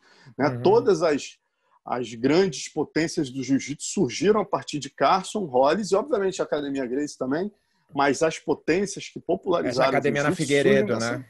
Na academia de Figueiredo Figueiredo Magalhães de Magalhães. Copacabana, que eram 2 andares, e o Ainda Carson e tá o lá, né? Hollis, tá lá até hoje, o Carson e o Hollis Só que é um dividiam. andar só, né? Só que agora é um andar só. Você sabe uma coisa que eu vi você falando na entrevista com o Fábio Gurgel, né, que foi meu professor, muito interessante, e eu nunca tinha pensado nisso, e cara, faz todo sentido. O Hélio e o Carlos eram irmãos e melhores amigos, né, e se deram muito bem, apesar de depois deles morrerem ter um pouco, às vezes, uma divisão na família de quem é do Carlos, quem é do Hélio, um falar que um teve mais importância, outro, e o outro lado falar que o outro teve mais importância, mas a verdade é que eles eram muito unidos, né, os dois juntos, e fizeram o negócio crescer junto, a cultura do jiu-jitsu brasileiro, não só jiu-jitsu, mas a cultura de alimentação, cara, as pessoas não percebem, mas se as pessoas tomam açaí no Sudeste, é muito por causa deles, entendeu? Eles que trouxeram isso para Rio, São Paulo, vem da cultura do jiu-jitsu que eles criaram. Mas eles tinham personalidades bem diferentes, né? Então, para contextualizar, para quem não sabe, o Carlos foi o cara que começou lá a aprender jiu-jitsu lá em 1920, na década de 20, né? E ele era um cara totalmente desapegado de tudo, né? Na vida, era um cara mais, pelo menos a impressão que eu tenho, né? Lendo o livro da Reila Gracie, da filha dele, um cara um pouco mais desorganizado, que não tinha apego a muita coisa material, era um cara mais pro lado espiritual. E o Hélio já era um cara totalmente metódico, organizado, não sei o quê. E você falou uma coisa na entrevista do Fábio, cara, que me deu uma coisa que tá na cara e eu não tinha percebido, que as linhagens dos filhos tem muito disso, né? Você pega o Rorion, que é o primogênito do Hélio, ele é um cara super metódico, organizado, foi o criador do UFC, né? Para quem não sabe, o Rorion Gracie foi o cara que expandiu o jiu-jitsu nos Estados Unidos. E você pega um cara tipo Carson, que era filho do Carlos, e era um cara mais tipo desorganizadão, tal, né? E um cara que ligava menos, mais desprendido, como você falou, ia pro hotel lá, uma estrela e ficava com você. Só que o Carlos teve a sorte de ter pessoas na vida dele, eu acho, que fizeram esse papel. O Hélio, um deles, né, de organizar a genialidade dele. E o Hélio teve a sorte também de ter um Carlos para ser o mentor dele. E aí você vê o lado do Carlos, essa é a impressão que eu tenho quando você me falou. É um lado mais vida louca, como eu diria hoje em dia, né? E o lado do Hélio, um lado mais marcial, mais samurai. É muito engraçado você ver isso, né, Marcelo? Não, lógico que estou falando isso grosso modo, a família é gigantesca, mas é interessante que você reparou isso. Cara, exatamente esse tempo, né, trabalhando mal ou bem, você vai conhecendo muito a família, né, cara? No outro dia, antes de fazer o resenha com a Reila, há 2 semanas, foi engraçado que ela me ligou e falou, pô, Marcelo, vamos bater um papo antes e tal, né? Reila Gracie, que escreveu o maior livro, até um grande exatamente, livro, tá né, aqui. do pai dela, o Gracie. Isso aqui, e né? mãe do Roger Gracie, talvez o maior campeão, né, junto com o Bochecha, talvez não, o maior campeão junto com o Bochecha de jiu-jitsu até hoje, o Roger Gracie. E aí, cara, ela me ligou, foi mó barato, porque ela fala, pô, você conhece muito, porque ela pesquisou muito a família, né? Mas a família é tão grande que ela conheceu de verdade a família fazendo livro, né? E eu meio que, durante todo esse tempo que eu trabalho, entrevistando, né? Mal ou bem, eu fui conhecendo muito a família, porque eu tinha que entrevistar todos os lados, né? Então, papo meu com ela, que eu falei, porra, se a gente pudesse botar a resenha que a gente teve no telefone, online, Deus me livre, porque assim, os dois, né? Eu conheço muito um lado, ela conhece talvez todos os lados, mas o lado que eu conheço, ela não tinha proximidade, por exemplo, que eu tive com o Carson, né? E assim, então a gente ficou batendo muito um papo sobre isso, e ela, cara, Que louco, que era irmão dela, né? O Carson era que irmão era dela, irmão, né? porra, imagina, 21 filhos, quer dizer, mais, né, 21, 22 no total. Pô, é impossível você conhecer todos, né, cara? Ela conheceu, por exemplo, o filho do Jorge Grace fazendo livro, entrevistando. Né? Imagina quantos... São mais de 1.000 Grace aí, são 4 ou 5 gerações. Então, assim, ela... Cara, é impressionante. Quando ela, que é uma profunda conhecedora também, quando você vê a linhagem, você fala, caramba, é mesmo, cara, esse é filho desse. Porra, e esse aqui é mais zoneado por isso, porque veio daqui. Você pega a árvore genealógica, Grace, ali, né? Cara, é um verdadeiro trabalho de antropologia, é um pós-doc em antropologia. Você pegar a família Grace e estudar as pessoas, as atitudes, você vai entender tudo, cara. Você entende tudo, sabe? A gente conversando sobre algumas coisas, ela, caramba, ó, em 1932 aconteceu isso aqui. Quer dizer, o pai do cara já tinha essa atitude aqui, ou em 1950 o Carson, ó, olha isso aqui que aconteceu. Caramba, cara, tava lá atrás. Então você pega, tá lá, né? A personalidade de cada um já traçada pela própria história, né? E hoje em dia, a gente tem a possibilidade de ter tudo isso digitalizado, fica muito mais fácil para os novos historiadores do que foi para ela, né? O Elton Silva, por exemplo, que faz um trabalho maravilhoso, né? Você me falou Escrevendo dele, muito eu até antes do tô querendo MMA, ele ler. tem acesso hoje pela internet, né? A todos esses recortes. Ele bota lá um nome, Jorge Grace, meu Deus do céu. Agora imagina a Reila, para escrever esse livro aí em 2013, tinha que ir na biblioteca municipal e ficar lá dias 2013 ela lançou, né? Ela começou a pesquisar E isso. acho que não, foi antes, cara. Não foi 2007? 2008, acho que ela lançou, não Acho que foi foi? 2008, Mas 2008. ela começou a 2013 eu lancei pesquisar, mesmo. acho que nos anos 90, isso aí. Ela pesquisou 10 anos, né, cara? Ela foi a Belém, ela foi, pô, a tudo Ela quanto é fez um lugar que você pode trabalho. imaginar para Você sabe, entender. você falou uma coisa, é verdade, né? O jiu-jitsu tem uma cultura de aposta muito forte, né? Eu lembro quando teve o Vale Tudo que eu assisti, aqui do Renzo, do Ralph, do Ryan Gracie, do Ralph Gracie, Renzo Ralph Grace. Gracie e Marcelo Bering em São Paulo em 92, que eu era moleque, e montaram uma banca de aposta ali na beira, e a galera foi tudo para cadeia, porque não podia, foi para a delegacia lá, tava organizando a aposta. Mas aí você pega que o pai do Carlos, ele trabalhou em cassino, né? Acho que fez cassino, Circo fazia negócio também, de circo. cassino. E aí os caras, os caras, eles tinham rinha de galo na academia. Na primeira academia tinha um cantinho ali do quintal que era rinha de galo na casa, né? Que eles moravam. Tinha A academia. primeira eu queria ter maior. O Carson E me eles falou isso. apostavam, né? E aí o Carson É, ficou viciado nisso. E essa cultura da aposta do jiu-jitsu é como a cultura do açaí, né? Que os caras vieram de Belém também, né? e se você parar para pensar, Damian, isso influenciou. Hoje em dia, né, um outro amigo, Diego Colino, lançou um livro, Jiu-Jitsu Brasileiro, que eu tive a honra de editar. Né? Ele me procurou pela internet. O cara, porra, Esse eu quero antropólogo. ler também. Esse tem também. Esse aí já tem físico. Ele acabou de imprimir o físico. Ele Tem primeiro na estava Amazon. na Amazon, Ah, eu fiz para ele só o digital. Eu diagramei a digital. minha editora PVT, Tá. a gente diagramou e botou na Amazon para ele. Aí E, o, agora, e, o do, e o do Elton? o do Elton, por enquanto, também só tem na Amazon. O do Tá. Diego é mais fino, né? É um livro de cento e Desculpa, poucas. Marcelo, só pra galera não se perder. O do Elton, como chama? O do Elton é muito antes do MMA. É um livro em Tá, 3 volumes. Cada tá. volume é tamanho do da Reila Grace, Irado. 600. Então você vai ter Tá, mais de 1.200 páginas ali da história do Vale Tudo, da capoeira, do tá, boxe no Brasil, Savate, tudo está ali. tá, Eu estou tá. terminando o primeiro exemplar agora, e é um livro com muitos recortes. O que mais me impressionou nesse livro do Elton é a quantidade de recortes que ele conseguiu, a pesquisa maravilhosa, sabe? É saber que em 1912, né, muita gente fala, os Gracie começaram com Vale Tudo aqui. Meu amigo, em 1912 já tinha porrada na Avenida Rio Branco. Tinha Você me falou. um galpãozão lá, o pau cantava, e ele conseguiu foto da parada com fila. Então você vê como a Caramba, história galera vai tudo assistindo, né?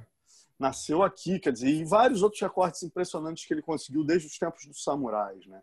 Então, Aham. assim, é um livro único. E já o Diego Colino, cara, a ideia dele foi o Que é o seguinte: o cara jiu-jitsu brasileiro. o jiu-jitsu brasileiro, né? A capa verde, assim, a bandeira do Brasil, o cara fazendo assim. Ele já está vendendo, que hoje em dia você pode imprimir, né, cara? Você tem a facilidade. Eu até falei isso para a On Reila. demand. Então dá para se fazer 100 Porque livros, o da Halo vende. é muito difícil você achar, cara. Eu tive que achar um aqui, porque Ela eu tá passando tinha, perrengue. mas aí, cara, eu falei até com o Roger, com o filho dela, falei, Roger, quando que vai ter? Porque eu tinha aqui em casa, aí eu queria dar de presente para os professores da academia, né? Porque eu acho importante, o Uhum. Alex Atala, que é aluno também, amigo meu, queria. E aí eu tive que achar num lugar e comprar uma batelada. Comprei logo 6, porque você não acha, né? Pô, mandou bem pra caramba. Realmente, agora eu É. vi gente, quando eu fiz a live com ela, tinha um cara que escreveu assim: não se acha mais. Consegui por R$ 600 no Mercado Livre e valeu cada centavo. Eu falei, É. caramba, seis. Eu falei isso para ela. Falei, ei, ela, não, Marcelo, vamos. Aí eu indiquei o cara, Tem um trabalha site que comigo. chama Estante Virtual que dá para achar. Isso. Aí esse cara que trabalha comigo, né, o Newman, eu indiquei ele para ela. Ele vai botar o livro. Eles vão botar o livro digital na Amazon. E em Tá. breve ela vai fazer a segunda edição atualizada, com algumas informações a mais, e vai passar. E ela vendeu os direitos, né, Demi? Isso que é legal. Então vai ter série, eu não sei a Netflix, aonde vai ser, Pô, que ela não legal. disse, mas ela já vendeu os direitos. Vai ser uma série não documental, vai ser uma série Romanceada. ficcional mesmo, com Legal, artista e tal. legal, legal, pô, muito legal. E eu te interrompi em alguma coisa que você ia falar do livro do Jiu-Jitsu brasileiro, mas tudo bem. O Diego Colino, cara, ele me procurou pelo Instagram. Pô, Aham. Alonso, queria que você editasse. Eu tenho uma tese que eu fiz de antropologia mas eu não tenho dinheiro para imprimir ainda, mas eu queria fazer o livro físico. Eu falei, cara, aí ele fiquei enrolando o cara um tempão, estava enrolado fazendo os docs lá do combate, né, o rivalidade. Aí, pô, nos 6 meses ele sempre ali, né? Pô, Marcelo, conseguiu ler, conseguiu ler. Aí eu li, cara, eu fiquei tão amarradão com o contexto que ele escreve ali, que simplesmente resumindo o livro dele, né? Ele mostra, ao contrário, hoje em dia tem uma linhagem, né? O jiu-jitsu americano, já tem gente questionando se o jiu-jitsu é brasileiro, Ah, jiu-jitsu é japonês, não deve ser chamado de Brazilian Jiu-Jitsu. E o que eu achei legal desse trabalho dele como antropólogo é exatamente ele mostrar, inclusive com teorias antropológicas, porque o mas de- jiu-jitsu deve ser considerado brasileiro. é E uma lógico, das coisas que ele fala, né, entre as tantas, é exatamente essa questão da família Gracie ter feito uma cultura, uma filosofia única, né, que Uhum, passa desde a dieta Gracie até o açaí, que hoje em dia influencia inclusive o mundo do surf. O né? açaí trazido pelos Gracies, hoje em dia, em todas as lanchonetes do mundo, é uma moda mundial. Você vai no Japão, tem loja de suco com açaí, né? É Uhum, graças aos caras, meu irmão. é verdade. Entendeu? E a parceria entre surf e jiu-jitsu fez isso ser popularizado. Então, assim, é É. muita cultura, a cultura do, porra, não ter mais aquela coisa do, né? Muita gente se penitencia, falar, não, porque a gente deixou de seguir a linha do Jigoro Kano, de reverenciar o mestre. O que ele fala ali é exatamente o contrário. Eu É falo, nossa cara, cultura, é. é a nossa. A Você gente sabe que chega ali. eu brigo Fala, muito fala, na fala. academia que as pessoas entram e fazem aquele baum, né? Eu falo, cara, jiu-jitsu, e tem escrito na minha academia, jiu-jitsu é um esporte brasileiro, você cumprimenta dando a mão, você não cumprimenta abaixando, você pode fazer, mas não é uma arte marcial. E aí as pessoas falam, mas veio do Japão. Ele falou, tá bom. Uma vez eu tive um professor que estavam falando de influência cultural, ele falou, cara, então, se a gente for voltar no tempo, então o rock é africano, ele falou, não é americano. Porque o rock vem do blues, que veio dos cantos negros, né, norte-americanos, que vieram daqueles ritmos, vieram daqueles ritmos da África. Então, se você for voltando, as coisas mudam. O que confunde muito, acho que é o nome, né? Porque é um nome japonês. Mas Exatamente. é óbvio que o jiu-jitsu é brasileiro. A gente criou uma cultura e criou um jiu-jitsu totalmente diferente, tanto que eles vêm aprender com a gente, e uma cultura toda que não é só arte marcial, é tudo do mesmo jeito que a capoeira é brasileira, ela não é Exato. africana, ela é brasileira, porque ela foi criada aqui. O jiu-jitsu também, aí a gente tem que valorizar isso.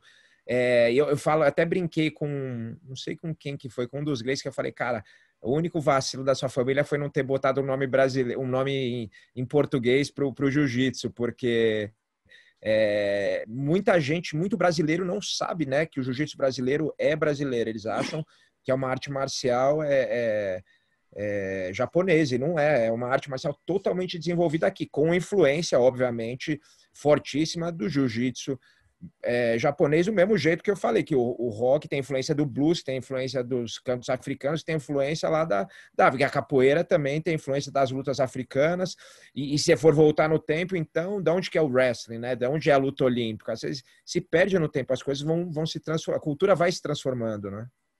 Exatamente, cara. Então, o que ele traz, que eu achei muito legal nos capítulos, são coisas muito simples que a gente não se atenta. E ele traz um exemplo muito legal, que é um gringo, que ele passou muito tempo em Singapura dando aula. E isso que eu achei que transformou o livro em algo mais legal, porque ele pôde ver o quão brasileiro é o jiu-jitsu, né? A galera de lá, já culturalmente, já faz tudo como nós, os mundo inteiro, né? apelidos. Os caras já começam, cara, quer ver uma coisa típica do jiu-jitsu, é o apelido, né? O cara já chega é o Catinga, é o não sei o quê, é o Lourinho. Então, e ele dá um exemplo, eu não posso nem falar aqui que, pô, meu irmão, ele deu um exemplo de um negócio de apelido ali que eu tive uma crise de riso ali, cara, que é o pior apelido que eu já vi. Não dá pra falar. E mesmo sem noção, entendeu? Aí falou na frente de umas mulheres. O cara não entende, né?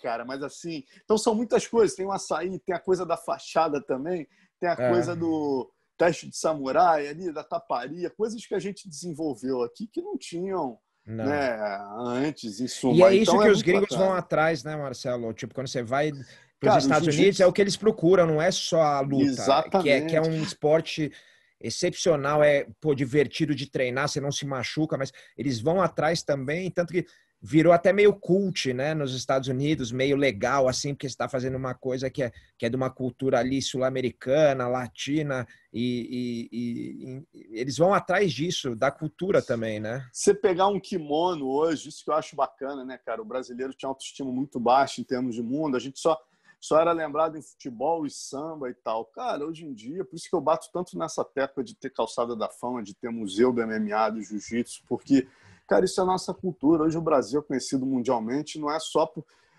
o samba, importantíssimo, o futebol importantíssimo, as belezas também são importantíssimas, mas eu acho que a coisa mais importante, se eu for pensar em termos de cultura mundial, né, que o brasileiro deu ao mundo, indiscutivelmente, em termos de propiciar pessoas viverem e darem sustento à família, essas coisas são jiu-jitsu e MMA. Então, eu acho que todo brasileiro tem que acabar com essa palhaçada, rapaz, de rua só nome de general, de arquiteto, de... Meu amigo, a gente tem que ter rua no Brasil inteiro com o nome de Ivan Gomes, de Carson Gracie, bater no peito com muito orgulho. Não é só na calçada da fama, uma área restrita a lutadores, não. Porque a gente inventou um esporte, esse esporte hoje dá de comer a milhares no mundo todo. É japonês, é americano, é brasileiro que vivem do jiu-jitsu, do MMA e vivem como treinadores, preparadores físicos, nutricionistas, graças a essas duas modalidades. São milhares, não são milhões, entendeu? Então, assim, a gente tem que ter muito orgulho disso, tem que ter mais filmes sobre isso, entendeu? Hollywood tem que mostrar, porque essa história é muito bonita e é muito rica, cara. Entendeu? A gente não precisa do Rock, o Sylvester Stallone teve que dormir, entendeu? Sonhar e criar um personagem chamado Rock, ficcional, que hoje em dia tem uma estátua num lugar, um personagem ficcional que hoje leva turismo a esse local para tirar foto na estátua. Cara, a gente tem esses heróis de verdade que fizeram essa história. Histórias assim, você pega a história do Minotauro e do Rock, pô, o Sylvester Stallone entra em depressão, cara. Fala, porra, que merda que eu escrevi, cara. Porra, o cara foi atropelado por um caminhão, deu porrada no mundo, ganhou 4 cinturões um dos maiores de peso pesado no mundo. Porra, que merda que eu escrevi. Entendeu? Quer dizer, existe essa história real e a gente se envergonha disso. Quer dizer, não pode contar, não pode ter uma rua chamada Rodrigo Minotauro, uma rua chamada Carson Gracie. Isso é um absurdo, tem que ter, cara. lógico. Não, a gente Marcelo, precisa se orgulhar disso.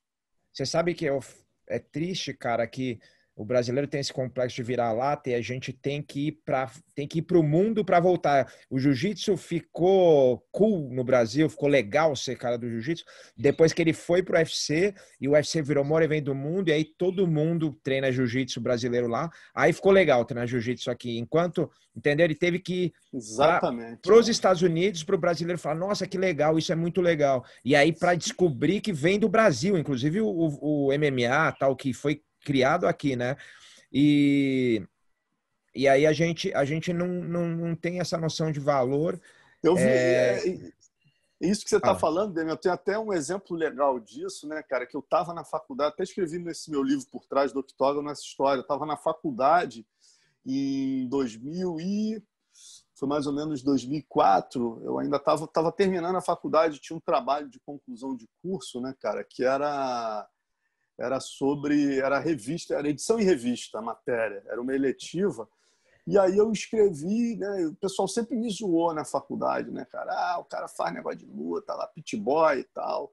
Mas, porra, ele acha que é jornalista. E os caras ficavam loucos, né, cara? Que o outro fazia estágio na Veja, um no Globo e tal, e eu viajava o mundo inteiro. Eu, às vezes, perdi uma prova porque eu estava na Rússia, estava em Aruba, estava cobrindo o UFC. Os caras, pô, como é que esse maluco consegue isso?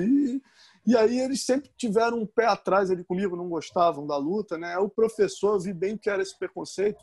Quando teve essa prova final, que era um trabalho, você tinha que escrever uma matéria de revista, diagramada. Aí eu aproveitei e falei, cara, eu vou pegar a matéria que eu fiz quando eu lancei o Rodrigo, o Robocop baiano, e vou juntar agora que ele tinha acabado de ganhar há pouco tempo. Rodrigo Minotauro. O cinturão do Rings. Foi o primeiro cinturão que ele ganhou, que foi do Rings, que ele ganhou $200 mil, né? E aí eu contei a história inteira, desde que eu fiz a matéria com ele de faixa roxa, falei para ele ser lutador, ele disse que era muito violento, até o cara sendo campeão mundial, ganhando $200 mil, se consagrando, depois de ser atropelado por um caminhão, dar a volta por cima. E aí, cara, na hora de dar nota, o professor falou assim, pô, olha, eu gostei muito de 2 trabalhos, mas só um vai tirar 10. Aí ele chegou, aí falou, 10 é a fulana que escreveu sobre isso e tal. Ó, o teu trabalho, para começar, essa história é mentira. Eu falei, não, essa história é verdade, é um brasileiro. Porra, mas isso existe mesmo? O cara ganhou $200 mil? Eu falei, existe. O cara, porra, meu amigo, ginásio lá no Japão, 60 mil levanta para cantar o hino brasileiro para esse cara. Verdade, e ninguém aqui sabe, porque vocês têm preconceito com isso, o jornal não dá nem calhau. É uma pena, né? Não, gostei da história, me parece até ficção. Mas como eu não gosto desse negócio de homem se agarrando, tá, 9,5 tá de bom tamanho para tu, filho do homem, que o nome da faculdade era Hélio Alonso, né? Ele me chamava de filho do homem. Marcelo? Oi. Oi, fala, deu uma Acho que caiu travada tua aqui. imagem. Espera aí, deixa eu fazer um negócio aqui. Pode ir. Bom, então foi isso. Então o cara me chamava, pô, falou, ó, meu irmão, bonita a história tal, mas esse negócio de homem se agarrando, 9,5 tá de bom tamanho para você. Então, assim, uma história linda de um brasileiro. Na verdade, mais legal ainda o fato de um aluno da faculdade ter descoberto esse cara, acreditado nele desde o início. O cara virou um campeão mundial, levantando o nome do Brasil. E aí eu viro motivo de chacota ali na faculdade, na frente de todo mundo, porque simplesmente era uma luta que o cara não respeita, um jornalista que não respeitava aquilo, porque aquilo era coisa de pit boy, né? Então, mas eu vou te contar uma história oposta a isso que aconteceu na minha faculdade de jornalismo. Antes eu vou falar só teve eu não sei quem que foi, que contou que um grande intelectual brasileiro aí que falou uma vez que o jiu-jitsu, junto com a bossa nova, foram as expressões culturais mais importantes que a gente exportou para o mundo até hoje, ou pelo menos nos últimos 100 anos, sei lá, e faz todo sentido, né? O tipo de influência que a gente tem por esses dois, né? Pela música e pela bossa nova e pelo jiu-jitsu brasileiro. Mas o negócio do professor, você sabe que eu tive um professor na faculdade, foi um grande jornalista aqui, já morreu, chamado Aloysio Biondi. E uma vez ele me perguntou, onde você trabalha, né? Porque cada um falava, eu tô já fazendo estágio não sei aonde, tô fazendo... Aí eu falei, eu trabalho com esporte. Aí ele falou, mas que esporte? Eu falei, não, eu trabalho com esporte, meio que olhando para baixo. Mas o que você faz? Eu falei, eu faço jiu-jitsu. Aí eu achei, né, eu não queria falar porque eu tinha meio que vergonha, porque, né, era bem época dos pit boys e tal. E aí ele falou, agora, por que você tá com vergonha de falar? Né? Ele falou, por que você não me falou logo? Eu falei, porque tem muito preconceito. Ele falou, Demian, Presta atenção. E ele já era coroa, era um cara que poderia ser totalmente já, né? Um cara que até se entenderia se fosse um pouco mais. Ele já era bem coroa. E ele falou assim, cara, negócio de briga existe desde que o mundo é mundo. Eu não tinha negócio de nada de jiu-jitsu na minha cidade quando eu era pequeno, e a gente pegava e saía na porrada com todo mundo, e pegava corrente, pedaço de pau. Isso eu tô falando isso nos anos 40, sei lá, anos 30. Não é por causa do jiu-jitsu que as pessoas estão brigando, as pessoas sempre brigaram. Então, assim, não tenha vergonha do que você faz. E, pô, isso me deu, é um negócio que me marcou muito, sabia? Até hoje, Marcelo. Pô, que história bacana, cara. Você vê, um cara Muito que bem. tem sensibilidade, né? Que talvez já soubesse da importância da luta e teve essa sensibilidade. Eu também levei na boa, entendeu? Eu falo isso, parece que eu tenho mágoa do cara. Pelo contrário, eu acho esse cara que falou isso para mim um dos melhores professores que eu tive na faculdade. E eu até, Dene, assim, é o que eu sempre falo, né, cara? A gente tem que contextualizar sempre o momento. É o que eu estou falando. Se eu olhasse o jornal naquela época, com figuras como aquela que a gente começou falando no programa, né, que destruíam o jiu-jitsu com brigas semanais, agressões na rua. Cara, se eu sou um intelectual, estou olhando aquilo, cara, eu ia acabar realmente tendo um preconceito. Então, assim, eu não culpo tanto a ele, entendeu? Eu também não tinha vergonha, não. Eu ia lá, petava e falava, mas eu entendi um pouco o ponto de vista. Então, é muito legal você dar um relato desse, que mostra também que não era uma coisa, não era uníssono, né? Quer dizer, você tinha outras linhas de intelectuais aí que conseguiam ver a importância do jiu-jitsu, mesmo nessa época. Você está falando de que ano isso? Eu tô falando de 98, se eu não me Pô, engano, 99. antes do meu caso ainda, né? Você É, estava até um pouco da era do ápice dos pitbulls, que os é, pitbulls brabos mesmo, essa parte é, braba foi 2000, é, 99, 2000, que a gente fez até foi bem capa na essa época. tatame do Paulão, assim, segurando a jaula, que era os É. pitbulls e tal. Mas você pegou ainda... A minha fase já estava melhorando, né, cara? Porra, eu tinha que ir, cara. Eu ia para o Japão, pago do meu bolso. A gente até se Aham. encontrou lá nessa viagem, né? Com a Glória Verdade. Maria. 2003 foi quando eu conheci o Rodrigo Minotauro. Tem até uma É, foto eu que lembro que você. o cara era um dos teus ídolos, né, cara? Mó barato essa história e você acabou Tava eu e o virando. Jacaré, a gente foi lutar jiu-jitsu. E aí tinha vários caras, Mário Reis, Jacaré, vários campeões mundiais. Jacaré que tá no UFC hoje, eu. Quem mais? Bibiano Fernandes, que é campeão do ano, né? O Fábio E Fábio Leopoldo. Leopoldo, exatamente. E tinha o Peter também, que era um australiano. Fábio Leopoldo, que hoje Isso. dá aula na Califórnia. E a gente foi lutar jiu-jitsu e coincidiu com o Pride GP, que foi o primeiro Pride, foi histórico, porque além de ser. Eu nunca tinha visto aquilo, 70 mil pessoas vendo Vale Tudo. Eu falei, meu Deus, eu quero fazer isso. O Jacaré falou, eu quero também. Mas o fato histórico ali foi que a Glória Maria cobriu pela primeira vez para o Fantástico, para a Globo, né? E aí porque nem a gente sabia, a gente tinha noção que era grande, mas assim, a hora que eu cheguei lá e vi, por exemplo, um Presto Barba com uma propaganda do É. Vanderlei, um outdoor com o Minotauro fazendo novela, eu falei, cara, não tinha noção que é totalmente... Cara, os caras são ídolo aqui igual o Senna no Brasil, a gente não tinha essa noção. Tu imagina o meu desgosto, né, cara? Que eu já nessa época, comecei para o Japão em 95, a primeira vez que eu fui. Então, eu Aham. cobri antes desse Pride, eu fui para o Japão umas 4 vezes, já via isso. E, cara, eu chegava e batalhava para os jornais darem um calhau, eu dando de graça. Aí eu lembro em 2003, como a Aham. Glória foi a nossa grande virada, foi graças à Glória Maria, né? É. O cara do JB, cara, que era um editor falecido, cara, Vicente Sena, nunca mais me esqueço, com a ajuda do Fernando Flores, o cara pediu uma fotinho, falou, não, essa aí, pô, Minotauro e Vanderlei disputando o cinturão, eu vou É. tentar postar alguma coisa. Cara, eu quase chorando, pedindo pro cara, A pô, não galera não tem acredito que tu ideia do vai que era postar. difícil, né? Meu Entrar na irmão, aí eu mainstream media. mando, na época a internet ainda era muito lenta, né? 2003, nego não tem noção, era telefone, eu botava o telefone no Discada. laptop.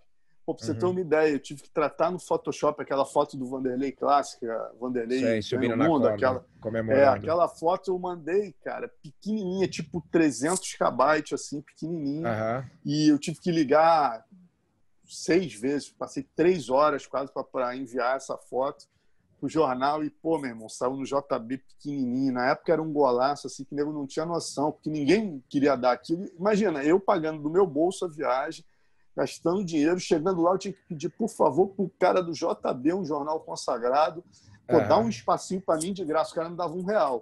Né? Aí saiu essa foto do Vanderlei, um texto assim de, sei lá, 10 linhas. Eu mandei um texto de 50 linhas, o cara conseguiu botar um calhauzinho de 10 linhas. Aí, graças a Deus, quem começou a mudar isso foi a Glória Maria. Né?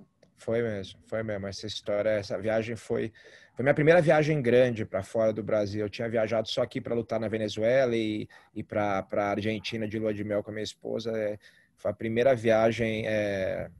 Cara, tem um monte de história dessa viagem, foi muito legal e muito... Eu lembro, você sabe que depois, não sei se você foi, a gente foi com o Minotauro, tipo num restaurantezinho meio bar, assim, num subsolo no Japão, em Roppongi. Não fui não. Uhum. E aí tava o Dana e o Lorenzo também.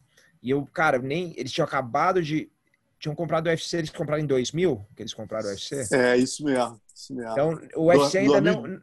2000 ou 2002? 2000 ou 2001, Mas o UFC não era o principal, era o Pride, né? E aí eles queriam levar o Rodrigo para lá. Eu lembro que a gente estava sentado com o Rodrigo numa mesa, assim, eu, o Jacaré, a galera.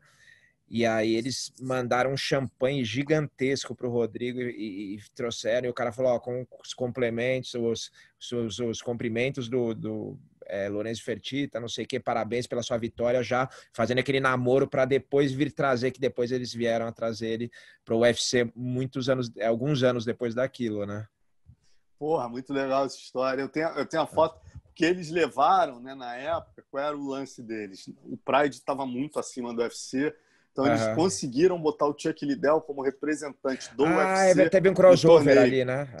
Aí eles levaram o Chuck Liddell venceu a primeira e chegou perdeu pro Quinton Jackson. Perdeu pro Quinton Jackson, que enquanto o Vanderlei ganhava do Yoshida, o Chuck Liddell perdia do Quinton Jackson na mesma noite. Yoshida campeão olímpico, aí né? Yoshida, campeão olímpico, o Vanderlei ganhou, foi para a final com o Quinton, nocauteou e foi campeão do GP, né? A vitória que ele até hoje considera a mais importante da vida dele. E aí eu também lembro do Lorenzo, o Dano ainda com cabelo na época, molecão. Verdade. Né, lá no... E o Rodrigo Minotauro ganhou do Mirko Crocop, que eu lembro até hoje dele me falou que o Mirko era perigosíssimo, tinha aquele chute de esquerda, e o Rodrigo falando para mim depois dele, ele chutava, parecia que ele tava pegando um taco de beisebol e batendo em mim, cara. Ele falou proteger a cabeça, falou, se pegar a costela vai ter que quebrar, porque se pegar esse chute na minha cabeça, acabou a luta. E o Rodrigo começou, lembra, tomando um sufoco, não conseguia botar para baixo, aí acho que no segundo round, ele termina derrubar, o montar. round. Isso é até engraçado você falando isso, porque termina o round, eu tava longe assim, né, cara? Aí o último lance do primeiro round, o Rodrigo tomando um piau, cara. Aí o último lance do primeiro round, o Crocop dá aquele chute que é tão temido dele, né? Aí o Rodrigo cai. Assim. Quando o Rodrigo caiu, eu não ouvi bater o sino, eu achei que tivessem dado o TKO. É verdade, entendeu? A galera ficou meio confusa, né? Aí, cara, não foi. Quando o Rodrigo sentou no banco, eu falei, caralho, a luta vai continuar.